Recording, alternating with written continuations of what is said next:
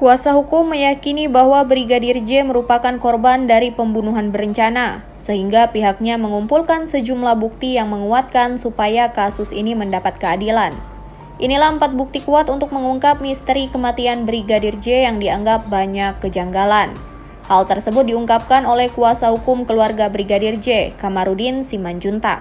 Pihaknya mengaku mengumpulkan 4 bukti tersebut berdasarkan dokumen keluarga hingga temuan tim penyidik bentukan Kapolri. Bukti pertama terkait foto dan video jenazah Brigadir J. Dokumentasi tersebut menunjukkan sejumlah luka sayatan, luka tembak, dan memar. Bahkan ada pergeseran rahang serta luka patah di bagian jari manis Brigadir J.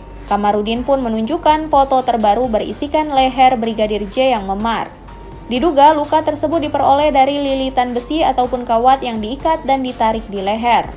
Bukti kedua terkait surat-surat resmi kematian. Pasalnya, surat-surat kematian Brigadir J menunjukkan data yang berbeda. Satu di antaranya perihal umur Brigadir J yang berbeda antara surat kematian dengan hasil autopsi. Bukti ketiga terkait pernyataan Kadif Humas Polri Irjen Dedi Prasetyo yang menemukan CCTV terbaru. Namun diduga CCTV itu terpasang di TKP. Sementara pihak penyidik akan mengolah hasil rekaman tersebut baru disampaikan ke publik.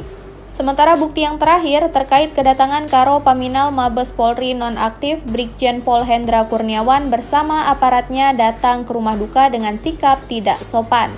Disebutkan bahwa sempat ada perdebatan ketika keluarga meminta melihat CCTV dan menuntut peti Brigadir J dibuka namun ditolak. Terima kasih sudah nonton. Jangan lupa like, subscribe, dan share ya.